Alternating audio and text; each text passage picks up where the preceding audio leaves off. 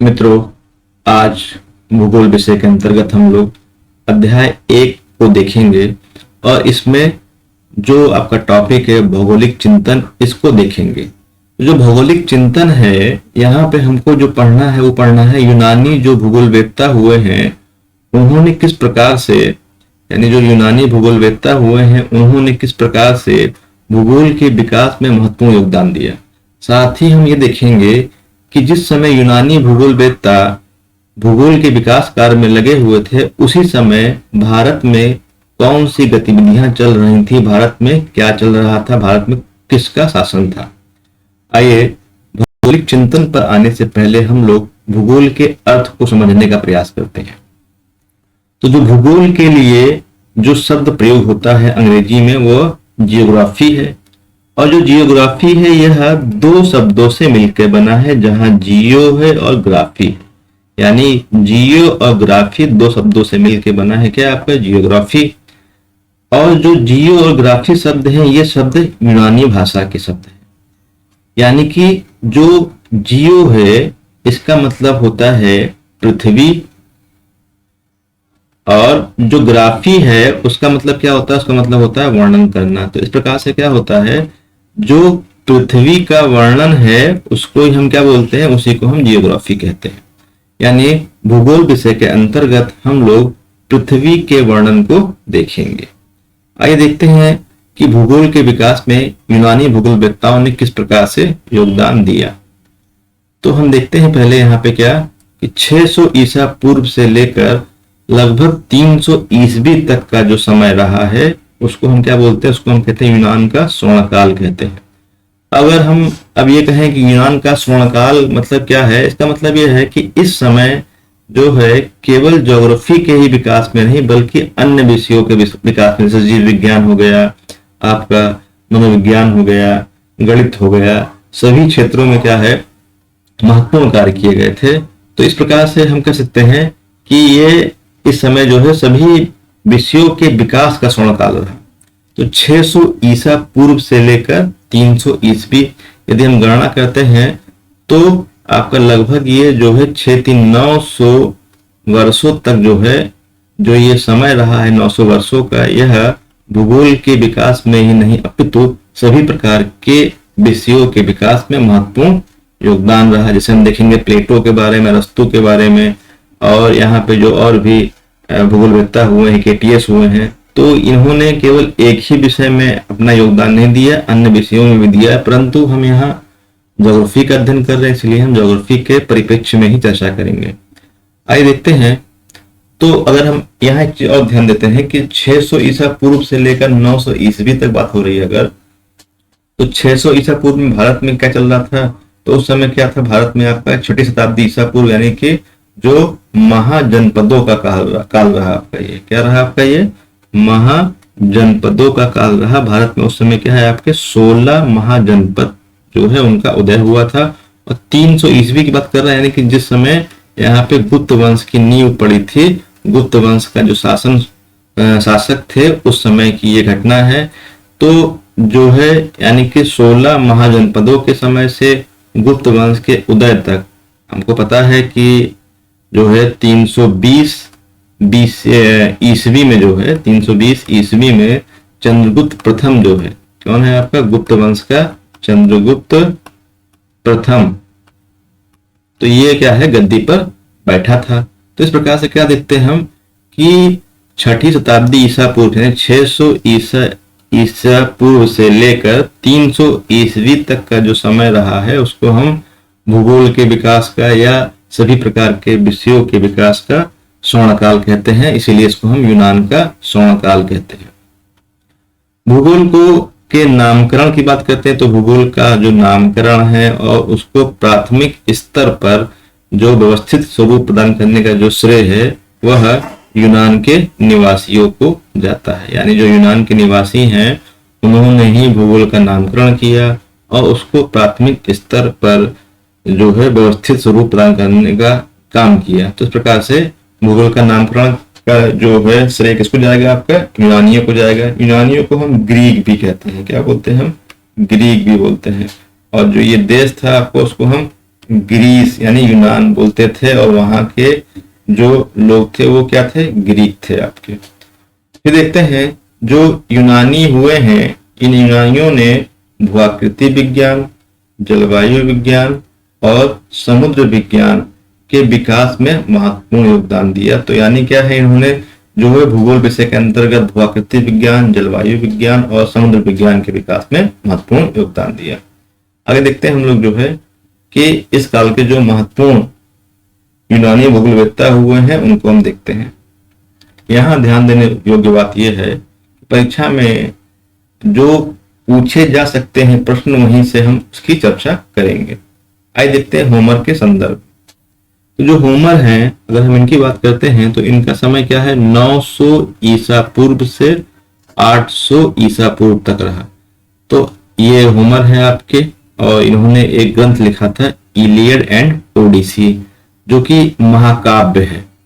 तो जिस समय हम अगर बात करते हैं भारत के संदर्भ में, तो भारत में उस समय क्या रहा होगा जिस समय होमर थे वहां पे, तो हम ये देखते हैं कि भारत में जो है जो ये समय रहा है वो उत्तर वैदिक काल का समय रहा है। यानी कि भारत में जो है उस समय आर्य सभ्यता रही है, यानी ये आपका क्या रहा है, आपका उत्तर वैदिक काल का समय रहा।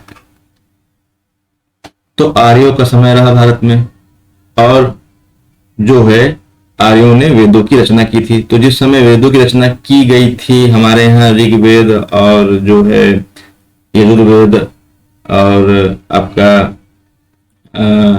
अथर्ववेद हो गया, जो भी 4 वेद हैं आपके, ठीक है, सामवेद, यजुर्वेद, अथर्ववेद, जो भी 4 वेद हैं आपके, तो वो जो 4 वेद हैं उन 4 वेदों की रचना जो है वो वैदिक काल में की गई थी। और वैदिक काल के अंतर्गत ऋग्वैदिक काल में 3 प्रकार के वेद लिखे गए थे, रचे गए थे, जिसमें से एक आपका ऋग्वेद था, दूसरा आपका सामवेद था, तीसरा आपका अथर्ववेद था, और जो चौथा वेद था आपका, पहला आपका ऋग्वेद, दूसरा सामवेद, तीसरा यजुर्वेद, चौथा आपका था अथर्ववेद। तो जो अथर्ववेद था आपका, ये अथर्व जो वेद था आपका, ये वेद जो है आपका ये उत्तर वैदिक काल में लिखा गया था, रचा गया था उत्तर वैदिक काल में। तो उत्तर वैदिक काल में ही आपके कौन थे, आपके होमर हुए थे आपके। यानी हम तुलना कर सकते हैं कि जब भारत में अथर्ववेद की रचना की गई थी तो उसी समय होमर ने इलियड और ओडिसी की रचना की होगी। आइए देखते हैं कि इन्होंने क्या बताया। तो हम देखते हैं कि जो होमर थे इन्होंने इलियड और ओडिसी नामक 2 महाकाव्यों की रचना की। तो ये दोनों क्या है, ये परिचित, तो ये 2 हैं, और दूसरा क्या है, ये महाकाव्य है। यानी कि 2 महाकाव्य कौन लिखा है, आपके इलियड और ओडिसी लिखे। इन महाकाव्यों में अनेक क्षेत्रों के मनुष्य एवं जनपदों का भौगोलिक वर्णन जगह जगह किया गया। यानी कि जो ये महाकाव्य है, इस महाकाव्य में हम क्या देखते हैं कि यहाँ पे हम भौगोलिक दृष्टि से देखते हैं कि पहली बार क्या है, कोई मनुष्य और जनपदों का वर्णन कर रहा है। ठीक है, भले ही वो क्रमबद्ध वर्णन नहीं था लेकिन तब भी वर्णन किया गया था। अब होमर सोचते क्या थे, कि होमर की मान्यता क्या थी कि आज तो हम लोग देख लिए हैं सैटेलाइट से कि पृथ्वी वास्तव में कैसे दिखाई पड़ती है, क्या व्यवस्था है, लेकिन उस समय क्या सोच थी होमर की कि पृथ्वी का आकार कैसा है और किस प्रकार से क्या है। तो हम देखते हैं कि होमर की यह मान्यता थी कि पृथ्वी का आकार गोल है। ठीक है, तो क्या होते थे कि जो पृथ्वी है उसका आकार कैसा है, उसका आकार गोल है, और वह चारों ओर से सागर सरिता से घिरी हुई। यानी क्या है, जैसे पृथ्वी है ऐसे गोलाकार पृथ्वी है और चारों तरफ क्या है, उसके सागर है, सागर सरिता से घिरी हुई है, और जो आकाश है वो क्या है, लंबे लंबे खंभों पर टिका हुआ है। ऐसा होमर की मान्यता थी। होमर ने यह भी माना कि सूर्य क्या है, सागर सरिता से बाहर निकलता है और अस्त होकर उसी में विलीन हो जाता है। तो ऐसा ये होमर सोचते थे कि जो सूर्य है वो सागर सरिता से बाहर निकलता है और उसी में विलीन हो जाता है। तो होमर मानते क्या थे, होमर ने माना जो पृथ्वी का आकार गोल है और चारों तरफ वो क्या है, उसके चारों तरफ एक सागर रूपी नदी है, और उसी सागर रूपी नदी से ठीक है सूर्य बाहर निकलता, उसी में अस्त हो जाता है, और आकाश जो है वो लंबे लंबे खंभों पर टिका हुआ। होमर ने 4 दिशाओं से आने वाली पवनों, ठीक है, क्या क्या नाम है आपका, जैसे बोरेस उत्तर में, नोर्स दक्षिण में, ह्यूरस पूर्व में और जाफरस पश्चिम की विशेषताओं का वर्णन किया है। तो यहाँ हम देखते क्या है, जैसे हमने देखा कि जो अगर हम ऐसे इसको बना लें तो हमने कहा इस प्रकार से, तो हमने कहा ये ईस्ट है और ये आपका वेस्ट है, यहाँ पे नॉर्थ है और यहाँ पे आपका साउथ है। तो ईस्ट में क्या है, हमने ईस्ट मतलब पूरब, पूरब में क्या है आपका, तो जो पूरब की हवा थी उसको उन्होंने कहा था ह्यूरस। क्या कहा था इन्होंने, ह्यूरस कहा था। जो पश्चिम की हवा थी उसको इन्होंने कहा था जाफरस। क्या कहा था उसको, जाफरस कहा था। जो हवा उत्तर की थी उसको कहा गया बोरेस, यानी उत्तर में क्या था आपका बोरेस था और दक्षिण में आपका था आपका नोट्स। तो नोट्स कहाँ था आपका, दक्षिण में था। तो इन्होंने ईस्ट से जो पवनें आई उसको यूरोस, जाफरस, बोरेस और नोट्स नाम दिया। एग्जाम में क्वेश्चन पूछा भी गया है आपका, यूजीसी नेट में क्वेश्चन आपका आया हुआ है कि यूरस ने पूरब दिशाओं से आने वाली हवाओं को क्या नाम दिया था, तो ह्यूरस नाम दिया था आपका। जबकि जो पश्चिम से आती हैं उनको जाफरस कहा, उत्तर से बोरेस और दक्षिण से आपकी आती है जो उसको नोट्स। तो इस प्रकार से इन्होंने अलग अलग नाम दिए थे आपके। आते हैं नेक्स्ट आपका जो हुए थे भूगोलवेत्ता, वो है आपके थेल्स। जो थेल्स का समय रहा है अगर हम उसकी बात करते हैं, वो तो कब से कब तक आपको 625 ईसा पूर्व से 540 ईसा पूर्व तक रहा है। और यदि हम थेल्स की बात करें तो जिस समय थेल्स थे तो इस समय जो है आपका महाजनपदों का उदय हो चुका था भारत में, और जो है हर एक वंश की स्थापना होने वाली थी, हुई नहीं थी, क्योंकि 544 ईसा पूर्व में जो है लगभग जो है हर एक वंश का जो शासक था बिंबिसार, वो गद्दी पर बैठा था जिसने हर एक वंश की स्थापना की थी। तो लगभग हम कह सकते हैं कि जो है भारत में जब हर एक वंश की स्थापना हुई थी तो इनकी मृत्यु हो चुकी थी।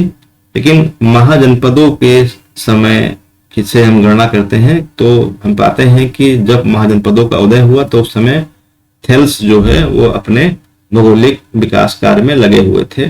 तो थेल्स ने जो है ये थेल्स की प्रमेय भी दी थी, और इस प्रमेय का जो योगदान है वह रेखा गणित में हम जानते हैं कि बहुत ही इंपॉर्टेंट है, बहुत ही महत्वपूर्ण है। फिलहाल हमको यहाँ पे रेखा गणित नहीं देखना है, आइए देखते हैं थेल्स ने क्या किया। तो यहाँ जैसे हम देख रहे हैं, जैसे हम देखते हैं यहाँ पे आपका ये जो मैप है आपका, इस मैप में क्या है, ये आयोनियन सागर है, ठीक है। और जो ये देश आपको दिखाई पड़ रहा है, ये देश क्या है आपका, यही है आपका ग्रीस, जिसको हम बोलते थे क्या, जिसको हम यूनान कहते थे, ग्रीस को यूनान कहते थे क्या। इधर जो आपका ये एजियन सागर है, ठीक है, ये क्या है आपका एजियन सागर है, और इधर क्या है आपका ये एड्रियाटिक सागर, इधर ये इटली देश है आपका, और ये आपका भूमध्य सागर है। तो आयोनियन सागर की बात हमने इसलिए की है क्योंकि जो थेल्स थे इन्होंने क्या किया था, इन्होंने आयोनियन दर्शन की स्थापना की थी, इसलिए इन्हें आयोनियन दर्शन का पिता भी कहा जाता है। देखते हैं क्या इन्होंने क्या किया, तो इन्होंने आयोनियन दर्शन की स्थापना की थी, अतः इन्हें आयोनियन दर्शन का पिता भी कहा जाता है। इन्होंने ज्यामिति के अनेक प्रमेयों की रचना की थी, जैसे अभी हम देखे आपका ज्यामिति के विकास में क्या उन्होंने महत्वपूर्ण योगदान दिया।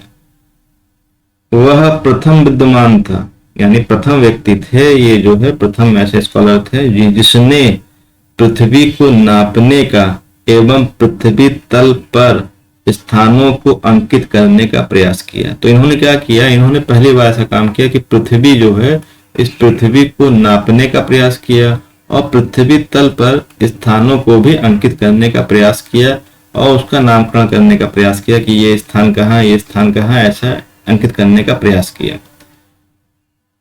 उसने पृथ्वी को पानी में तैरती हुई तस्तरी के रूप में माना, यानी जो आयोनियन दर्शन है उस दर्शन में जल की बहुत महत्ता दिखाई गई है। तो इन्होंने अपने दर्शन में और इन्होंने अपने जो है ज्योग्राफी में भी ये माना कि जो पृथ्वी है वो क्या है, वो पानी पर तैरती है, ठीक है, और तस्तरी के रूप में है। थेल्स ने गणितीय भूगोल के विकास में महत्वपूर्ण योगदान दिया था। तो इन्होंने क्या किया, गणितीय भूगोल के विकास में महत्वपूर्ण योगदान दिया। आते हैं अनेक्सिमेंडर पर। तो जो इनका समय है अनेक्सिमेंडर का, 610 ईसा पूर्व से लेकर 546 ईसा पूर्व तक का इनका समय है।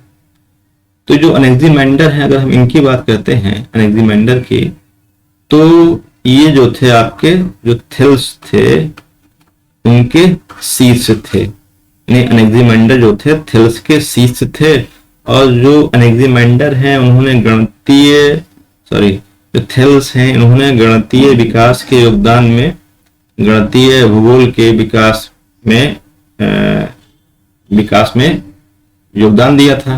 हम देखे थे थेल्स ने गणितीय भूगोल के विकास में योगदान दिया था। तो उसी प्रकार से जो अनेक्सिमेंडर हुए थे इन्होंने भी क्या किया था, इन्होंने भी गणितीय भूगोल के विकास में महत्वपूर्ण कार्य किए थे। आइए देखते हैं उन्होंने किया क्या था। तो थेल्स जो अनेक्सिमेंडर थे, इन्होंने बेबीलोन के एक यंत्र नोमोन का उपयोग किया। उपयोग मतलब क्या है कि इन्होंने एक नोमोन नामक एक यंत्र का आविष्कार किया था, और इस यंत्र को हम एक प्रकार से सूर्य घड़ी कहते हैं, जिसमें जो छाया की लंबाई के आधार पर, ठीक है, हम समय की गणना करते थे। और बाद में चल के क्या हुआ कि जो ये नोमोन था, इस नोमोन यंत्र की सहायता से ही देशांतर को निश्चित किया जा सकता है, यानी किया जा सका जो है बाद में इसी जो है नोमोन यंत्र की सहायता से। हम देखते हैं आगे कि जो आपके क्या नाम था इनका, अनेक्सिमेंडर जो है यह पहले व्यक्ति हैं जिसने मापक के आधार पर विश्व का मानचित्र बनाया था। यानी कि जो वर्ल्ड का मानचित्र बनाया था मापक के आधार पर, कौन बनाए थे, आपके अनेक्सिमेंडर बनाए थे। इसके पहले जो सुमेरवासी हुए थे, जो मेसोपोटामिया की सभ्यता है, जो इराक के दजला और फरात नदियों के मध्य में विकसित हुई थी, वहां पे 2700 BC में जो है उन्होंने अपने नगरों का चित्रात्मक मानचित्र बनाया था। यानी क्या है, मानचित्र बनाने का कार्य जो है अब से नहीं बहुत पहले से ही किया जा रहा था, परंतु मापक के आधार पर जो मानचित्र था वो आपका अनेक्सिमेंडर ने तैयार किया था, आपका बनाने का प्रयास किया था। भले उतने सफल ना रहे हों, लेकिन कोशिश किए थे आपके। अनेक्सिमेंडर ने अपने मानचित्र में यूनान को विश्व के मध्य में प्रदर्शित किया। यानी क्या है, जो यूनान है वो कहाँ था आपका, वो सेंटर में था, जो इन्होंने ऐसा दिखाया है। यह मानचित्र गोलाकार था जो चारों ओर से सागर संहिता से घिरा हुआ था। यानी कि जो ये मान्यता चलती चली आ रही थी कि जो पृथ्वी है, इस पृथ्वी के चारों तरफ सागर संहिता है, और सूर्य क्या होता है, इस सागर संहिता में ही अस्त होता है, इसी से उदय होता है। तो यही मान्यता क्या है, अभी भी ये चल रही थी कि मानचित्र जो है ये भी गोलाकार था और चारों ओर से क्या है, सागर संहिता से घिरा हुआ था। हम देखते हैं यहाँ पे जो है, देखिए इसे मानचित्र है, तो हम क्या देख रहे हैं इस मानचित्र में कि जो आपका ये ओशियन है, ये चारों तरफ समुद्र है, और बीच में क्या है आपका, बीच में आपका ये इधर यूरोप, ये लीबिया और ये एशिया। तो इन्होंने माना कि यहीं पर ही क्या है, हमारा यूनान देश है, ऐसा इन्होंने माना था।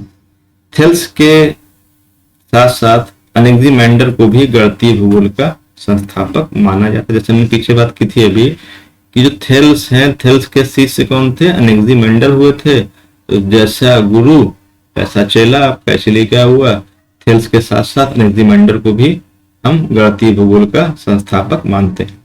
नेक्स्ट आते हैं आपके हिकेटियस पर। तो एक चीज और ध्यान रखिएगा कि जो भी ये चाहे अनेक्सिमेंडर चाहे थेल्स हों, ये दोनों ही क्या है आपके, ये दोनों ही जो है आपके उत्तर वैदिक काल में ही रहे हैं आपके। आइए देखते हैं हिकेटियस के संदर्भ में। तो जो हिकेटियस का समय है, अगर हम उसकी बात करते हैं, तो यहाँ हमको दिखाई पड़ रहा है कि ये 550 ईसा पूर्व से लेकर 446 ईसा पूर्व तक का समय किसका है, हिकेटियस का। तो इनको हम भूगोल का पिता कहते हैं। हिकेटियस को भूगोल का पिता कहते हैं। क्यों कहते हैं, क्योंकि इन्होंने एक पुस्तक लिखी थी। तो जो इनकी पुस्तक थी उसका नाम था आपका जस पेरिडियस। अभी हम देखेंगे आगे क्या नाम था उसका, जस पेरिडियस नाम था। और इस पुस्तक में इन्होंने पहली बार, यानी कि जस पेरिडियस नामक पुस्तक में इन्होंने पहली बार भौगोलिक तत्वों का वर्णन किया, उसको क्रमबद्ध रूप में व्यवस्थित करने का काम किया, इसीलिए इनको हमने भूगोल का पिता कहा। तो देखते हैं कि विश्व का सर्वप्रथम क्रमबद्ध वर्णन प्रस्तुत करने के कारण इन्हें हमने भूगोल का पिता कहा। फिर देखते हैं क्या आगे कि इन्होंने जसपेरिडोयस, अर्थात इसका मतलब क्या होता है, इसका मतलब होता है पृथ्वी का वर्णन। तो पृथ्वी का वर्णन नामक इन्होंने ग्रंथ की रचना की। इस पुस्तक में इन्होंने अधिवासित विश्व का सामान्य सर्वेक्षण प्रस्तुत किया।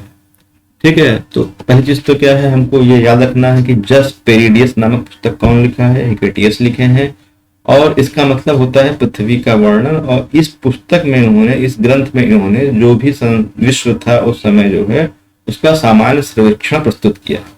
इस पुस्तक को हम क्या बोलते हैं, इस पुस्तक को हम प्रादेशिक भूगोल का प्रथम ग्रंथ मानते हैं। बाद में इस पुस्तक को पेरिप्लस अर्थात तटीय सर्वेक्षण कहा गया। ठीक है, तो यानी क्या कहा गया, पेरिप्लस अर्थात तटीय सर्वेक्षण कहा गया। हिकेटियस के काल में कैस्पियन सागर को क्या बोलते थे हम, हिरकेनियंस के नाम से जानते थे। यानी कि हिकेटियस के काल में कैस्पियन सागर को हिरकेनियंस के नाम से जाना जाता था। आते हैं नेक्स्ट विद्वान पर, जो हुए थे आपके हेरोडोटस। तो ये क्या है, बहुत ही महत्वपूर्ण आपके विचारक हैं, और इन्हें हम इतिहास का पिता कहते हैं। और इन्होंने ऐसा ये बोला कि भूगोल का अध्ययन जो है वो इतिहास के तर्ज पर, और इतिहास का जो अध्ययन है वो भूगोल के तर्ज पर किया जाना चाहिए, और बहुत ही अच्छा इनका विचार था। इस प्रकार से इन्होंने ऐसा बताया था, और भूगोल और इतिहास को एक दूसरे से संबंधित बताया था। ऐसा है भी आपका। देखते हैं इन्होंने क्या किया था। तो जो इनका अगर हम बात करते हैं, तो जो इनका जो समय रहा हेरोडोटस का, उस समय भारत में क्या है, उस समय भारत में हर एक वंश के जो शासक थे वो शासन कर रहे थे। जैसे बिंबिसार है, उदयन है, ये सब शासन कर रहे थे। इतिहास में इसको और देखिएगा विस्तार से। फिलहाल ये ध्यान रखिएगा कि हर एक वंश का उस समय शासन था इंडिया में, जिस समय ये भूगोल के विकास में लगे हुए थे। हम देखते हैं आगे, इन्हें हमने क्या कहा, इन्हें भूगोल का पिता कहा जाता है।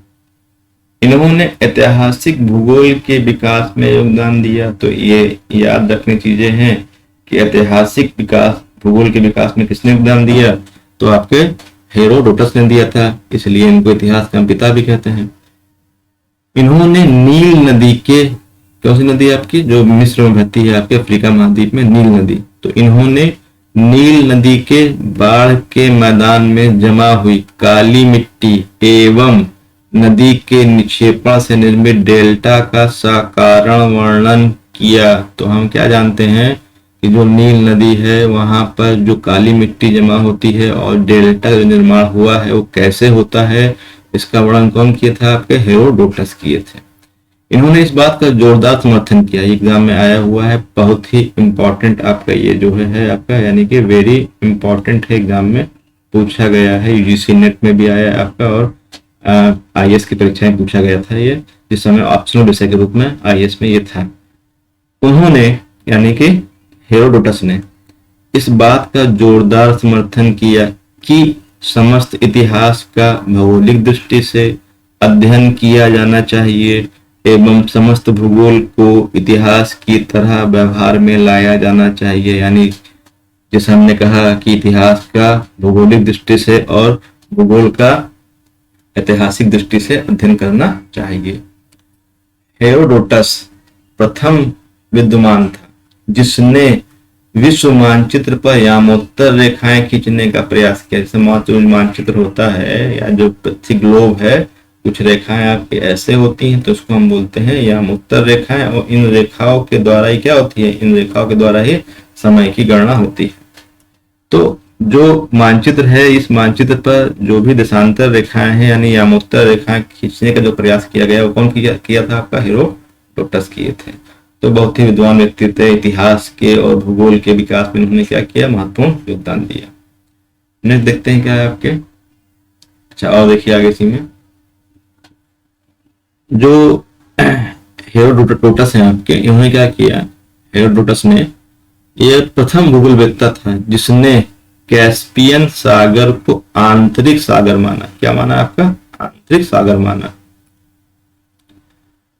जबकि हिकेटियस और उसके जो समकालीन भूगोलवेत्ता हुए थे उसे उत्तरी सागर की भुजा मानते थे। तो हम क्या देखते हैं कि जो आपके हेरोडोटस हुए थे, इन्होंने क्या किया, इन्होंने कैस्पियन सागर को क्या माना? आंतरिक माना। वास्तव में क्या है? ये आंतरिक सागर है आपका।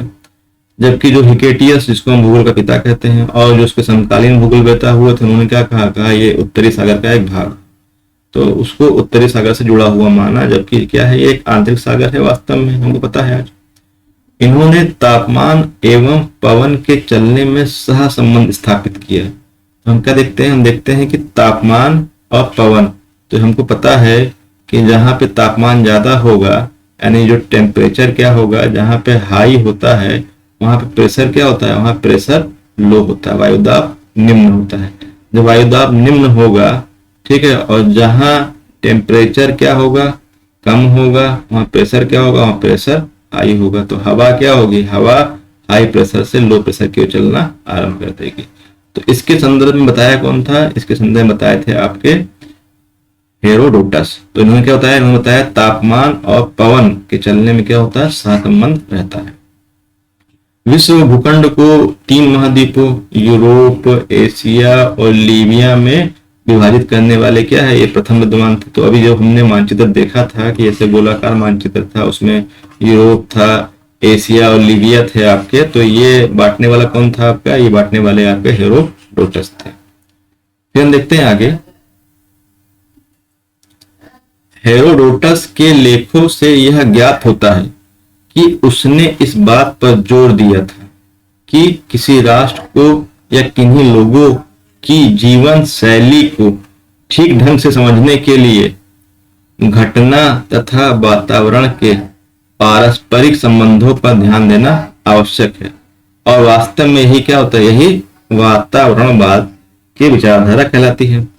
मतलब कहने का यह है कि हम ये जानते हैं, हमको ये पता है कि जो जलवायु होती है, वो जलवायु क्या करती है? मानव जीवन को प्रभावित करने वाला सबसे महत्वपूर्ण कारक है। और जैसी जलवायु होती है वैसा ही क्या होता है? हमारी जीवन शैली होती है।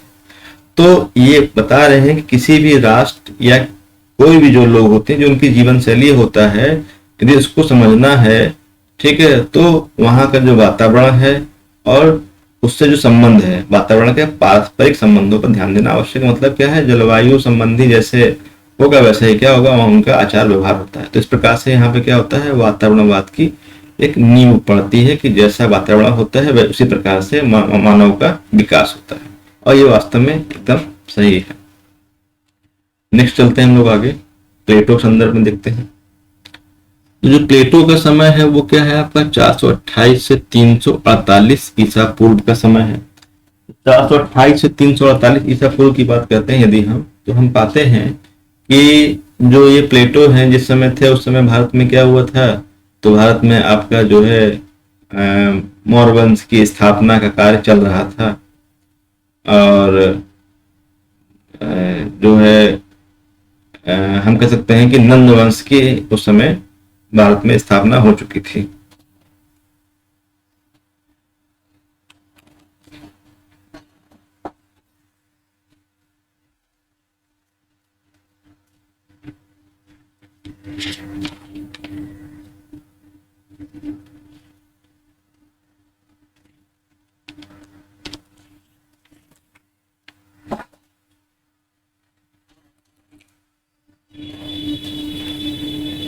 चलिए देखते हैं प्लेटो के संदर्भ में। जो प्लेटो है, प्लेटो का समय क्या है आपका? 428 से 348 ईसा पूर्व का समय है।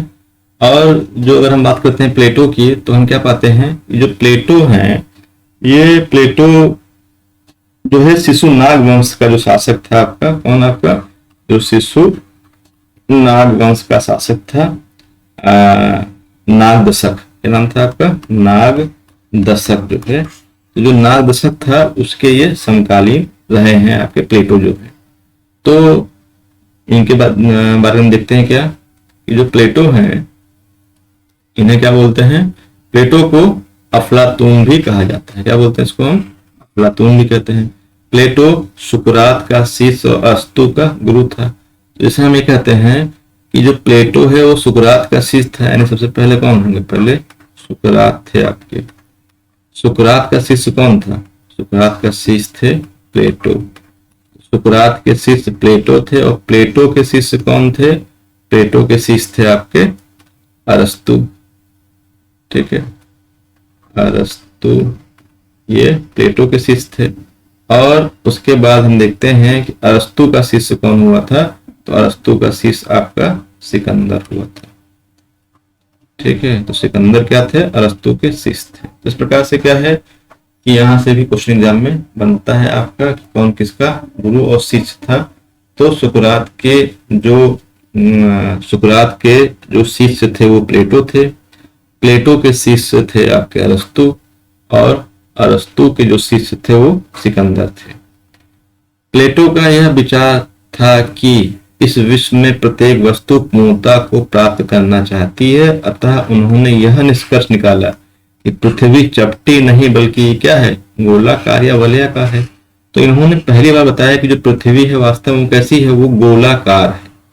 ठीक है, या वलय के आकार की है, गोलाकार है, लेकिन वो तस्तरी नुमा नहीं है, उन्होंने ऐसा ये बताया। तो इस प्रकार से प्लेटो का ये विचार रहा आपका, और जो कि काफी कुछ सही था। और प्रत्येक वस्तु क्या है? उन्होंने क्या कहा? प्रत्येक वस्तु पूर्णता को प्राप्त करना चाहती है, इसीलिए पृथ्वी गोलाकार होगी, ना कि ऐसे तस्तरीनुमा होगी। उन्होंने भू केंद्रीय सिद्धांत पर जोर दिया, यानी कि उन्होंने क्या कहा? उन्होंने कहा कि इस प्रकार से जो है ये पृथ्वी है आपकी, अर्थ है, और जो अन्य ग्रह हैं या जो सूर्य है वो क्या करता है? वो पृथ्वी के चारों तरफ घूमता है, ऐसा इन्होंने बताया था। तो जो भू केंद्रीय सिद्धांत होता है उसमें क्या होता है? पृथ्वी केंद्र में होती है, और अन्य जो जैसे जो सूर्य है वो क्या करता है? वो पृथ्वी की परिक्रमा करता है, ऐसा मानते हैं। तो उन्होंने भू केंद्रीय सिद्धांत पर जोर दिया और यह माना कि पृथ्वी अंतरिक्ष के केंद्र में है और सभी आकाशीय पिंड पृथ्वी की परिक्रमा करते हैं। तो ऐसा माना गया, काफी लंबे समय तक क्या है इसी प्रकार से चलता है।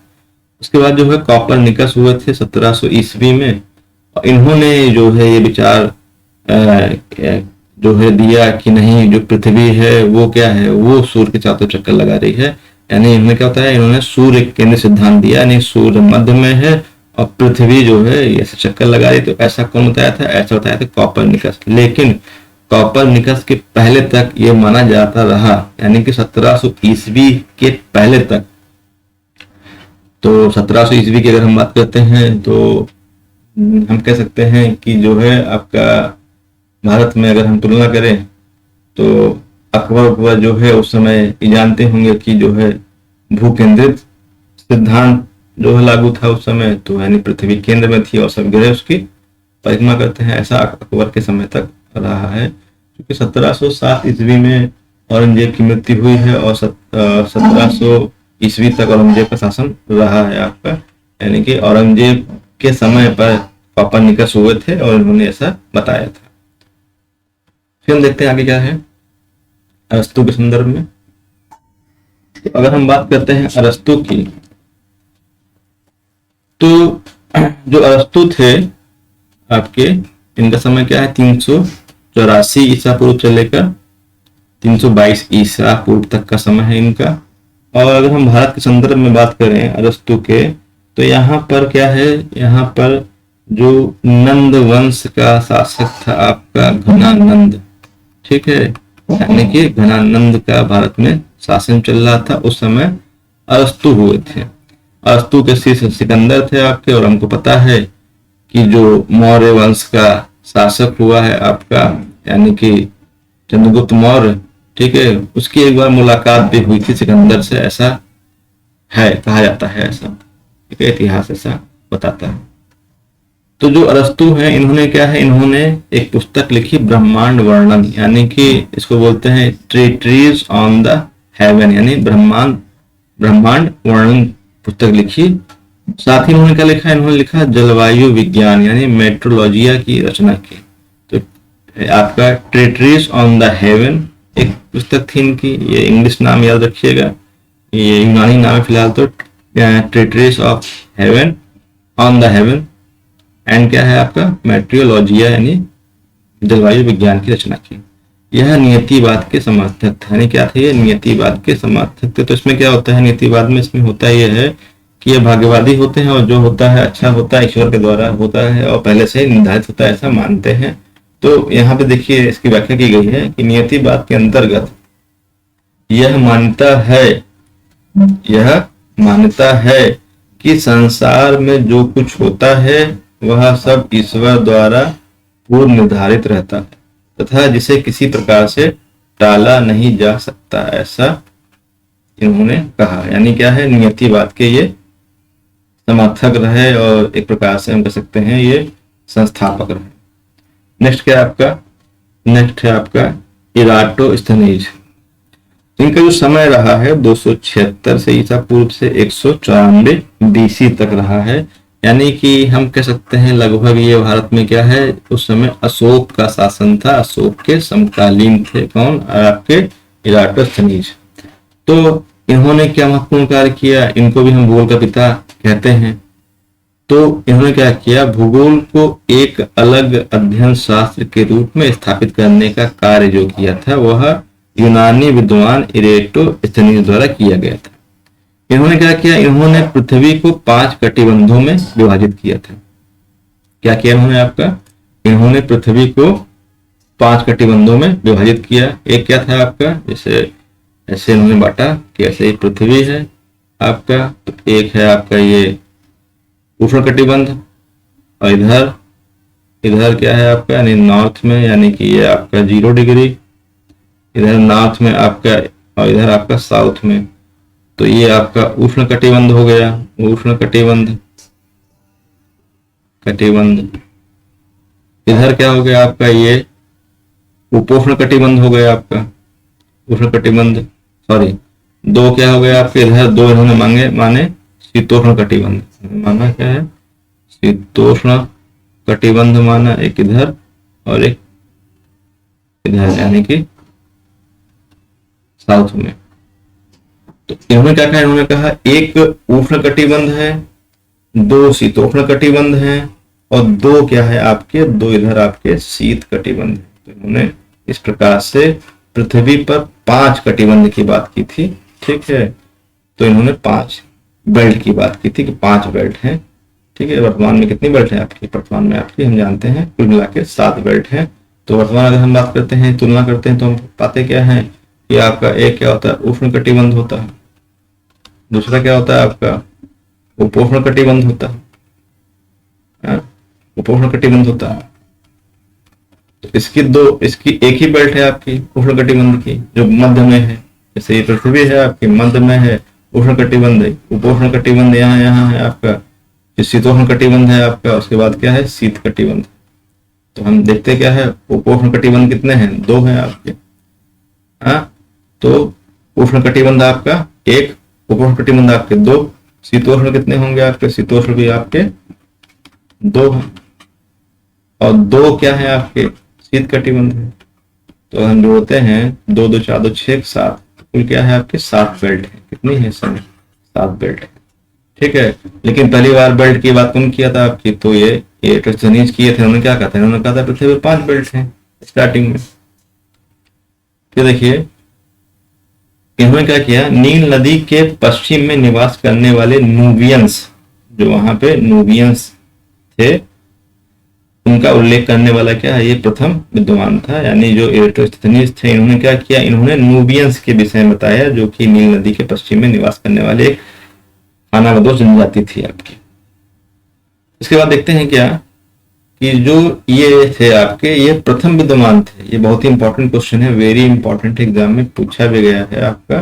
तो ये क्या थे आपके, यह प्रथम विद्वान था जिसने देसी यंत्र नोमोन, अब हम देखे थे कि नोमोन का विस्तार कौन किया था आपका, अनेक्सिमेंडर किए थे।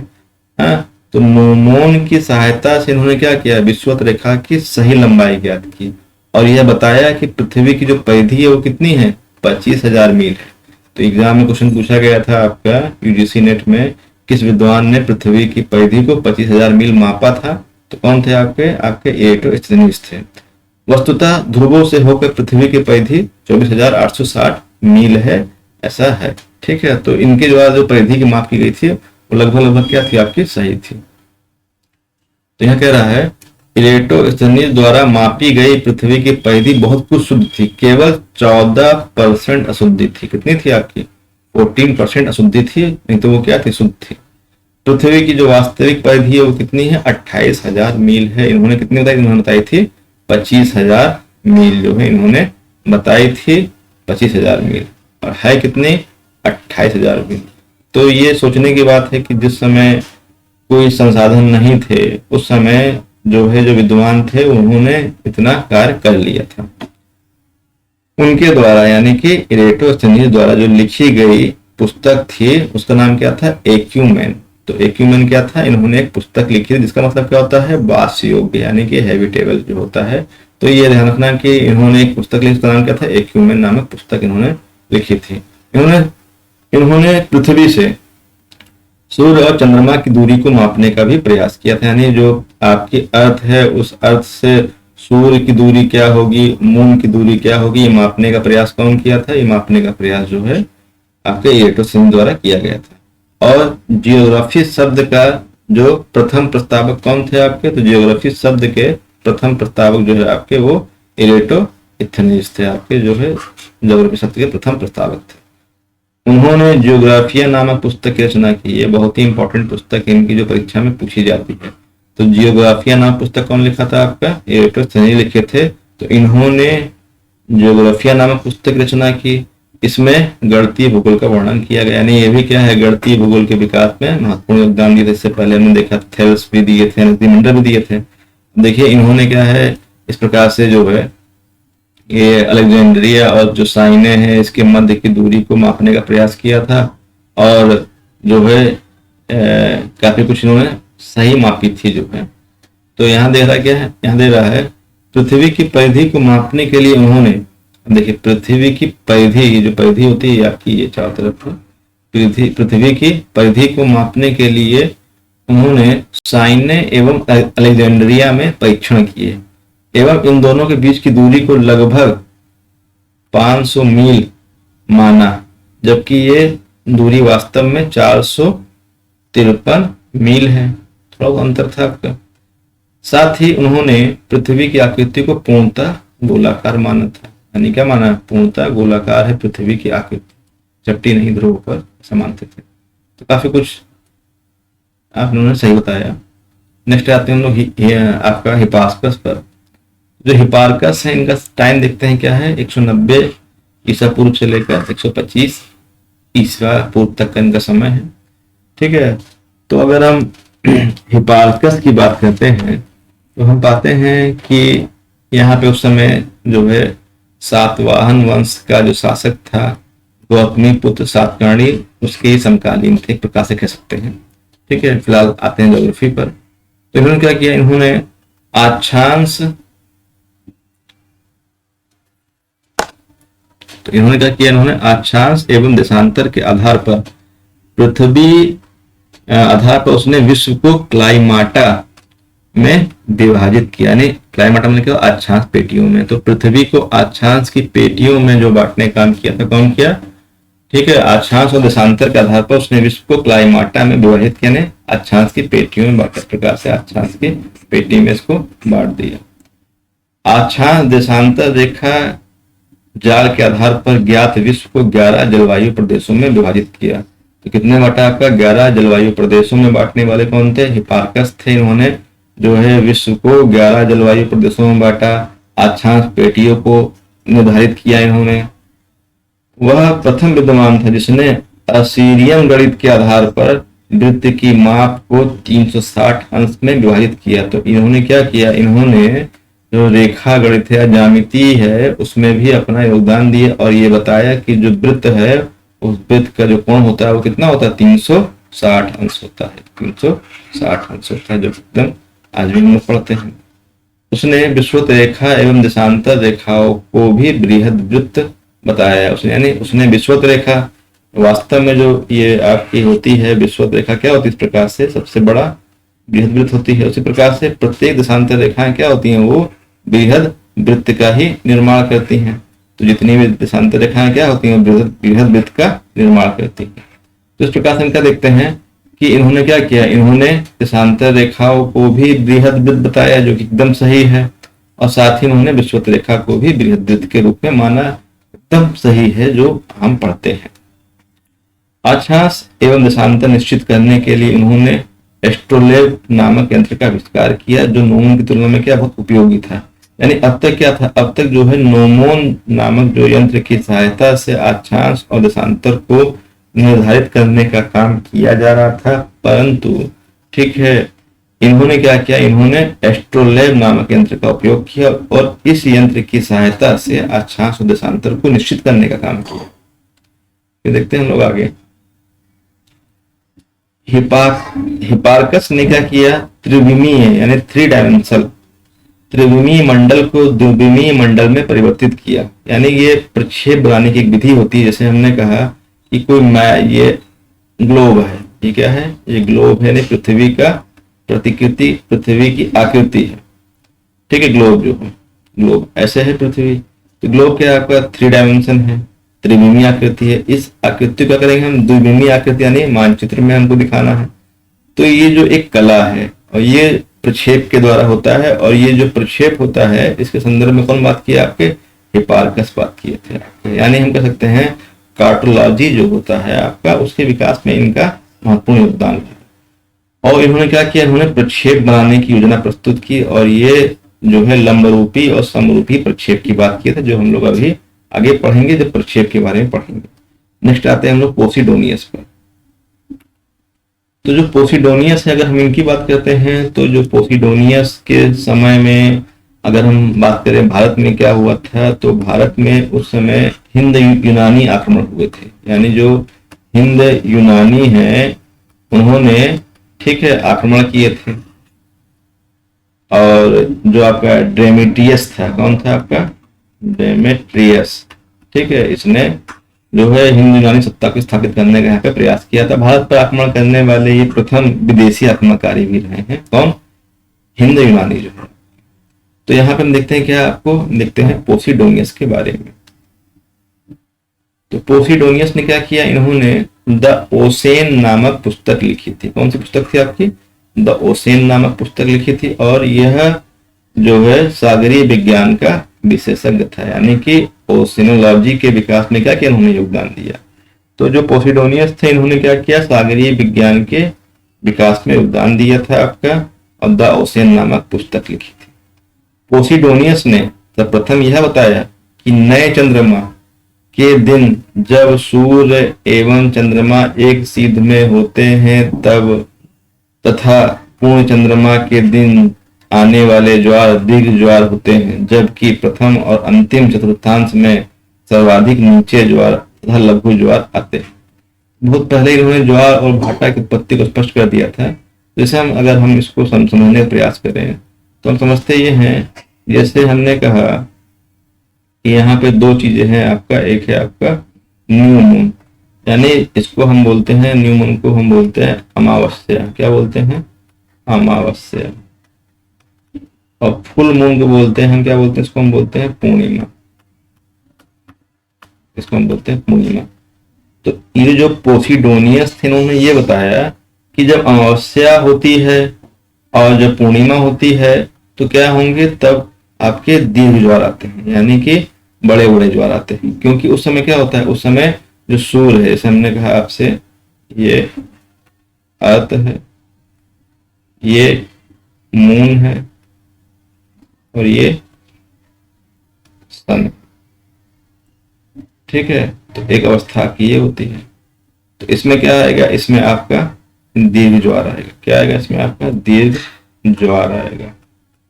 दूसरा अवस्था क्या होता है कि जो आपका मून है, यहाँ पे ये अर्थ है और यहाँ पे ये सन है, तब भी क्या आएगा आपका, तब भी आपका दीर्घ ज्वार आता है, दीर्घ ज्वार आता है।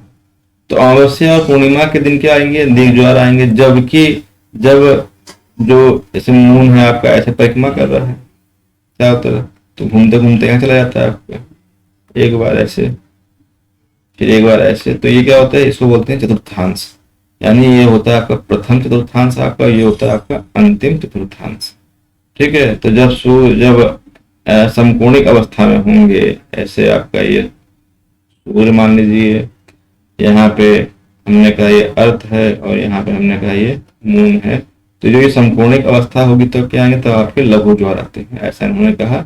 तो मतलब इनका कहने का यही था। इसके विषय में और हम लोग जब पढ़ेंगे समुद्र विज्ञान तो हम जानेंगे विस्तार से। तो जो पोसिडोनियस थे, इन्होंने क्या किया, इन्होंने भौतिक भूगोल को तर्क संगत ढंग से विकसित करने के कारण क्या बोलते हैं, भौतिक भूगोल का पिता कहते हैं। तो भौतिक भूगोल का पिता कौन है, पोसिडोनियस। महासागरों की गहराई ज्ञात करने का प्रयास करने वाले क्या थे, ये प्रथम विद्वान थे। कौन थे आपके, ये पोसिडोनियस, बहुत ही इंपॉर्टेंट आपके जोग्राफर रहे। तो महासागरों की गहराई जो कि फर्दम में ज्ञात की जाती है, तो उसको ज्ञात करने का वाला प्रथम विद्वान कौन था आपके, पोसिडोनियस थे। नेक्स्ट चलते हैं हम लोग आगे जो है। तो ये तो आपके क्या थे, ये आपके थे प्रमुख यूनानी भूगोलवेत्ता। कुछ महत्वपूर्ण तथ्य देख लेते हैं।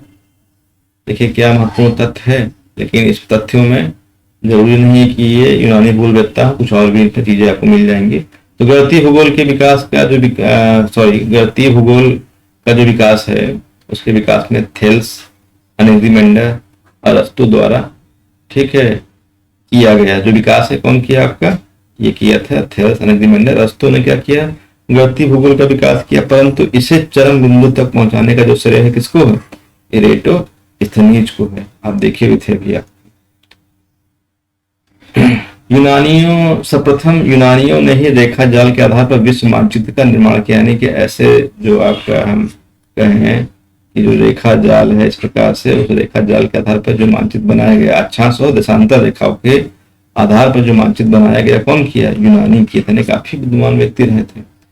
प्लेटो के सहयोगी पोंटिकस ने पृथ्वी द्वारा अपने अक्ष पर घूर्णन को निश्चित किया। पृथ्वी अपने अक्ष पर घूमती है, कौन बताया, ये प्लेटो के सहयोगी हुए थे। प्लेटो के एक कह सकते हैं सहयोगी थे, मित्र थे पोंटिकस, उसने ऐसा बताया था।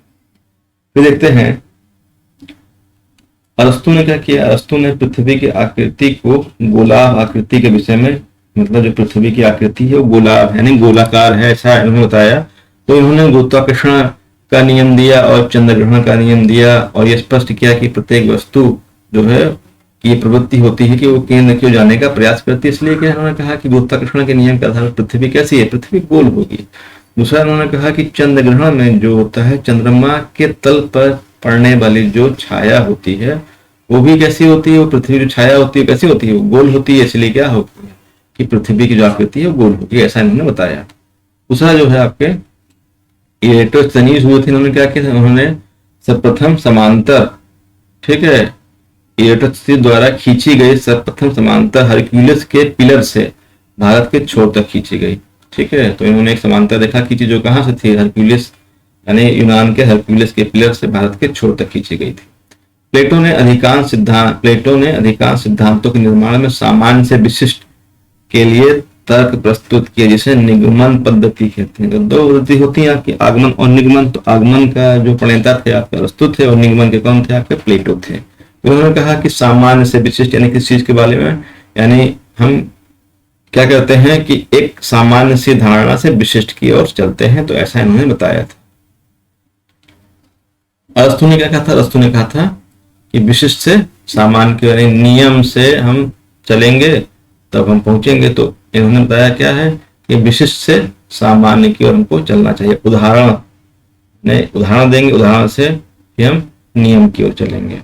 ठीक है, तो विशिष्ट से सामान्य की ओर, विशिष्ट मतलब एक एग्जाम्पल दिया, तो उसके बाद हम उस पर अपना तर्क बनाते हैं। तो ये क्या होती है आपकी आगमन पद्धति होती है। नेक्स्ट क्या है आपका, यूनानियों ने विश्व को उष्णकटिबंध, समशीतोष्ण कटिबंध एवं शीत कटिबंध में विभाजित किया। तो हम देखे थे कि जो आपके भूगोलवेत्ता हुए थे, जो यूनानी हुए थे, उन्होंने क्या किया, उन्होंने जो है विश्व को 5 यानी ग्लोब को 5 कटिबंधों में बांटा था।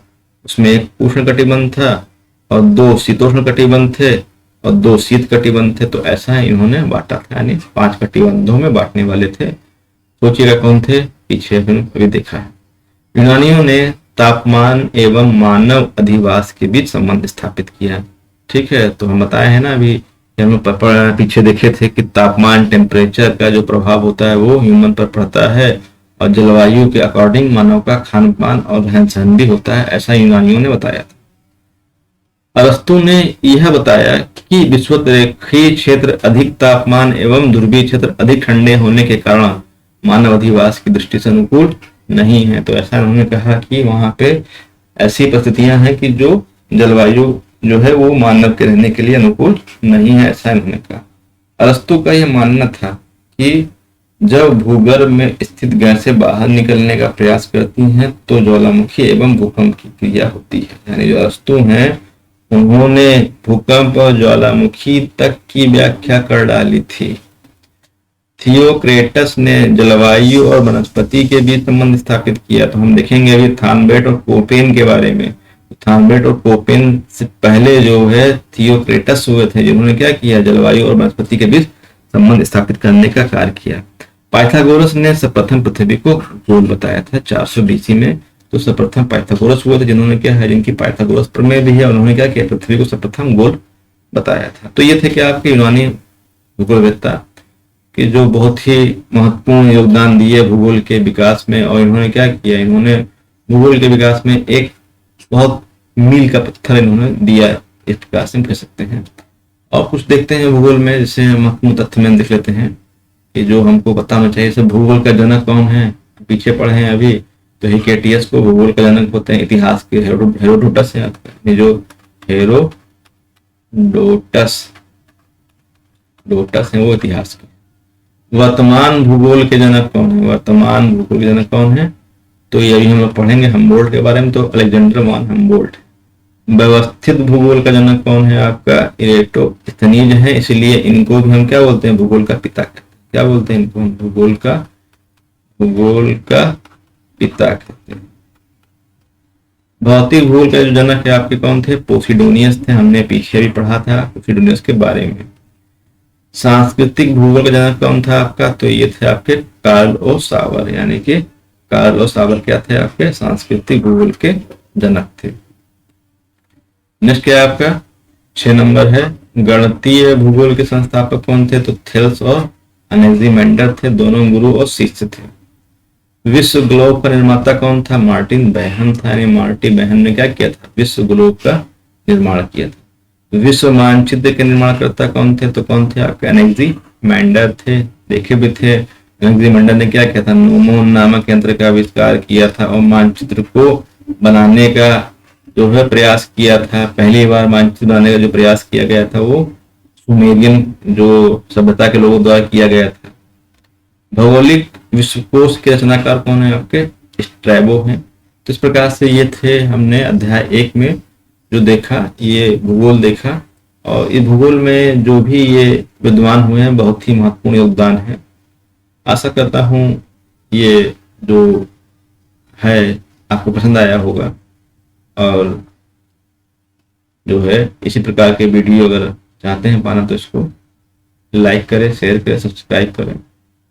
थैंक यू, धन्यवाद।